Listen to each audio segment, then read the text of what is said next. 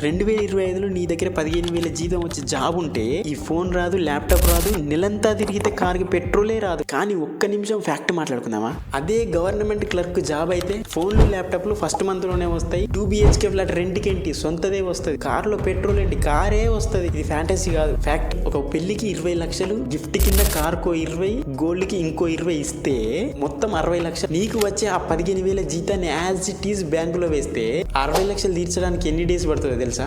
34 సంవత్సరాలు. అక్షరాల 34 సంవత్సరాలు పడుతుంది. అదే లంచంతో ఎన్ని సంవత్సరాలు పడుతుందో తెలుసా? 2 years. Just fucking 2 years. Views కోసం నువ్వు ఏది పడితే అది చేస్తావు, ఏది పడితే అది వాగుతావా అనుకునే వాళ్ళకి ఈ వీడియో సెట్ కాదు, ఛానల్ సెట్ కాదు, నేనే సెట్ కాదు. 90% వీడియోని స్కిప్ చేసి ఉంటారు. డమ్మీ కోచింగ్లకే వేలు పడేస్తున్నావు. వీడేదో చెప్తుండు విందాం అని 10% చూస్తున్నారు చూడు. This video literally change your things.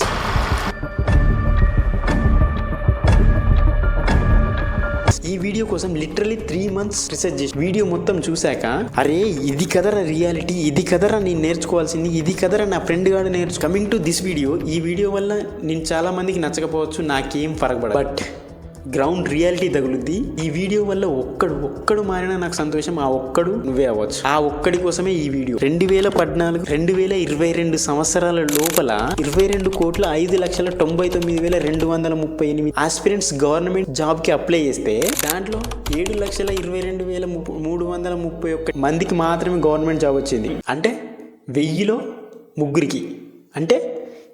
ముగ్గురికి మాత్రమే గవర్నమెంట్ జాబ్ వచ్చింది. అంటే 0.03% మాత్రమే గవర్నమెంట్ జాబ్ వచ్చింది. ఒక యావరేజ్ ఆస్పిరెంట్ తన లైఫ్ లో 10/10 రూమ్ లో 4 years మినిమం ప్రిపరేషన్ లోనే గడుపుతున్నాడు. నా దేశంలో అతిపెద్ద సమస్య ఇది కాకుండా ఇంకేంటో నాకు తెలియదు. ఇండియాలో గవర్నమెంట్ జాబ్ రావాలంటే ఎందుకంత కష్టం? 99.07% ఆస్పిరెంట్స్ కి గవర్నమెంట్ జాబ్ ఎందుకు రావట్లేదు? సరే, గవర్నమెంట్ జాబ్ వచ్చాక గవర్నమెంట్ ఆఫీసర్ కరప్టెడ్ ఎందుకు అవుతున్నాడు? ఈ గవర్నమెంట్ జాబ్ అంటే అంత పిచ్చెందుకు? మన పేరెంట్స్ నుంచి మొదలు పెడుతున్నా విను, చెప్తుంది నీకి. ఒకతను అమెజాన్ లో వర్క్ చేస్తున్నాడు, IIT గ్రాడ్యుయేట్, అక్షరాల 60 లక్షల జీతం. వాళ్ళ నాన్న ఏమన్నాడో తెలుసా? ఈ జాబ్ ఎందుకు, మిగతా డబ్బులు నేనిస్తా, ఈ జాబ్ వదిలేసి సివిల్స్ కి ప్రిపేర్ అయ్యి కలెక్టర్ అవ్వచ్చుగా అన్నాడు. ఈ ఒక్క మాటతో మన ఇండియా గ్రౌండ్ రియాలిటీ ఏంటో చెప్తుంది. ప్రిపేర్ అయ్యే ప్రతి ముగ్గురులో ఒకరు పల్లెటూరు నుంచి వచ్చినోళ్ళే. 69.6% are from village background. 2011 data 50% మందికి ఎడ్యుకేషన్ మదర్ టంగ్ లోనే అయింది. తెలుగు అయితే తెలుగు, తమిళ్ అయితే తమిళ్, కన్నడ అయితే కన్నడ. అంటే వాళ్ళకి ఇంగ్లీష్ వచ్చే ఛాన్సెస్ జీరో, కంప్లీట్ జీరో. ఈ రెండు విషయాల్ని కంపేర్ చేసి చూడండి. వాడిలాగా అమెజాన్ లో జాబ్ వచ్చే ఛాన్స్ ఉందా? ఏ ప్రైవేట్ సెక్టర్ లో అయినా జాబ్ వచ్చే ఛాన్స్ ఉందా? లేదు. ఎందుకు? ప్రతి సాఫ్ట్వేర్ కంపెనీలో ఇంగ్లీష్ అనేది ఖచ్చితంగా కావాలి. అంటే ఏంటి? దేశంలో most of the youth unworthy for a white collar private job. Private job కి పనికి రారు. ఏ వైట్ కాలర్ ప్రైవేట్ జాబ్ కి పనికి రారు. వై? కంప్యూటర్ ముందు కూర్చుని జాబ్ చేయాలంటే ఇంగ్లీష్ కావాలి, ప్రైవేట్ సెక్టార్లో బతకాలంటే ఇంగ్లీష్ కావాలి. నా రీసెర్చ్లో దూల తీరిపోయే పాయింట్లు ఏంటో చెప్పమంటావా? 9 out of the 10 graduates are useless to the market. 4 out of the 5 engineers are useless. వాళ్ళు ఏ ఇంటర్వ్యూకి అటెండ్ అయినా కానీ వాళ్ళకి జాబ్ దొరకదు. అలాంటప్పుడు వాళ్ళకి మిగిలిన జాబ్ ఏంటో తెలుసా? Blue collar job. బట్టలు నిప్పి చెప్పాలంటే లేబర్ పని ఎక్కువ, డబ్బు తక్కువ. అందుకని ఎడ్యుకేషనల్ క్యాపబిలిటీ లేకపోయినా ఆ బ్లూ కలర్ జాబ్ చెయ్యలేక గవర్నమెంట్ జాబ్ ముసుగులో పడి జీవితాన్ని వేస్ట్ చేసుకుంటున్నారు. తమిళనాడులో 14 స్వీపర్ జాబ్స్ ఓపెన్ అయితే 4,000 మంది అప్లై చేసినారు. దాంట్లో most of them are engineers and MBA holders. మధ్యప్రదేశ్లో 10 ప్యూన్ పోస్ట్ ఓపెన్ అయితే అప్రాక్సిమేట్లీ 2,000 మంది అప్లై చేశారు. 5వ తరగతి చదివి సైకిల్ ఉంటే చాలు అని పోలీస్ మెసెంజర్ జాబ్కి ఎంతమంది అప్లై చేసినారో తెలుసా? 28,000 పోస్ట్ గ్రాడ్యుయేట్స్, 3,700 PhD హోల్డర్స్. ఇది కరెంట్ ఈ రోజు పరిస్థితి. ఫ్యాక్చువల్గా చెప్పాలంటే ఏ డిగ్రీ చేయనోడి కంటే డిగ్రీ చేసినోడు ఖాళీగా ఉంటున్నాడు. నన్ను తప్పు పట్టకండి. గవర్నమెంట్ జాబ్కి ప్రిపేర్ అయ్యే ప్రతి ఒక్కరు అండర్ క్వాలిఫైడ్ గానో లేదంటే స్కిల్స్ లేవని చెప్పడం నా ఉద్దేశం కాదు. కానీ ఇది రియాలిటీ. ఇదే రియాలిటీ. తప్పు మీది కాదు. 2000 సంవత్సరంలో పనిచేసిన గవర్నమెంట్ ఎంప్లాయీస్ సంఖ్య కంటే 2021లో పనిచేసిన గవర్నమెంట్ ఎంప్లాయీస్ సంఖ్య 3 లక్షలు తక్కువ. ఈ 20 సంవత్సరాల్లో పాపులేషన్ 1.5 times పెరిగింది. అయితే గవర్నమెంట్ సెక్టార్లో ఖాళీగా ఉన్న సంఖ్య గత 20 సంవత్సరాల్లో ఇదే హైయెస్ట్. సెంట్రల్ గవర్నమెంట్లో 1,00,000 జాబ్స్ ఖాళీగా పడి ఉన్నాయి. సైన్స్ అండ్ టెక్నాలజీస్ 69% జాబ్స్ వేకెంట్గా ఉన్నాయి. I'm not laying anything. Simple. Google చేసి చూడండి, నిజమేంటో నీకే తెలుస్తుంది. ఎన్ని పోస్టులు ఖాళీగా ఉన్నాయని. ఎవ్రీ ఇయర్ జాబ్స్ తగ్గుకుంటూ వస్తున్నాయి, కాంపిటీషన్ డిమాండ్ పెరుగుకుంటూ పోతుంది. ఎందుకు? ఈ పాయింట్కి మళ్ళీ వస్తా.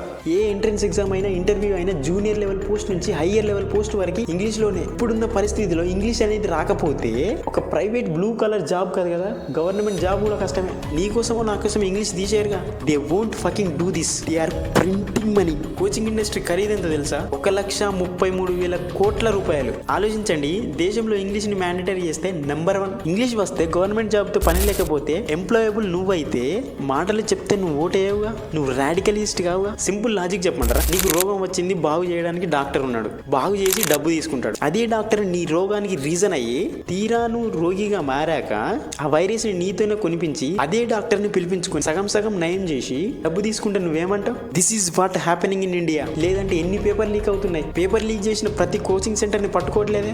యూపీఎస్సీ, సిబిఎస్ఈ, సిజిఎల్, ఎస్జిఎల్ ఎన్నో పేపర్లు లీక్ అయినాయి. ఒక కోచింగ్ సెంటర్ ఎగ్జాక్ట్ గా ఇన్వెస్టిగేషన్ లో పేరుతో బయటపడి బ్లూటూత్ ఇయర్ ఫోన్స్ తో చీట్ చేస్తున్నారని. కానీ ఆ కోచింగ్ సెంటర్ ఇప్పటికీ నడుస్తుంది. What are all these? What nonsense is this? Again నువ్వు చెడిపోవడానికి రీజన్ చెప్పడం నా లక్ష్యం కాదు. ఈ సిస్టమ్ ని నేను బాగు చేయలేనుగా, నా చేతిలో ఏం లేదు కదా. But you deserve to be better. ఇక్కడ ఆ మెడిసిన్ ఏదైతే ఉందో అది ఆ డాక్టర్ చేతిలో లేదు, నీ చేతిలో ఉంది. నీ చేతిలో ఏముంది? ఈ ఫోన్ ఉంది, ఇంటర్నెట్ ఉంది, డిజిటల్ రెవల్యూషన్ ఉంది. What is the solution for this problem? Step number 1 English నేర్చుకో, నేను అదే పని చేస్తున్నాను. స్టెప్ నెంబర్ 2 స్కిల్ నేర్చుకో. స్టెప్ నెంబర్ 3 డబ్బు సంపాదించు. డబ్బు ఎక్కువ అయ్యాక దమ్ముంటే ప్రిపరేషన్ అప్పుడు స్టార్ట్ చేయి. నీ డబ్బుతో, నీ అయ్యే డబ్బుతో కాదు. ఎనీవే ఇదంతా నీకు అర్థమైందని నేను అనుకుంటాను. ఇలాగే నీ ఫ్రెండ్ కూడా బాగుపడాలని ఎవడో ఉంటాడు కదా, వాడికి షేర్ చేయి. ఈ షో నా ఒక్కడిది కాదు, మనందరిది. సిస్టమ్ని మార్చడం నా ఒక్కడితో అయితే కాదు, కానీ మీతో అవుతుంది. బై ది వే ఇలాంటి కంటెంట్ నీకు ప్రొవైడ్ చేయాలంటే లైక్, షేర్, సబ్స్క్రైబ్ చేసి పెట్టుకుంటే నాకు కొంచెం మోటివేషన్ అవుతుంది.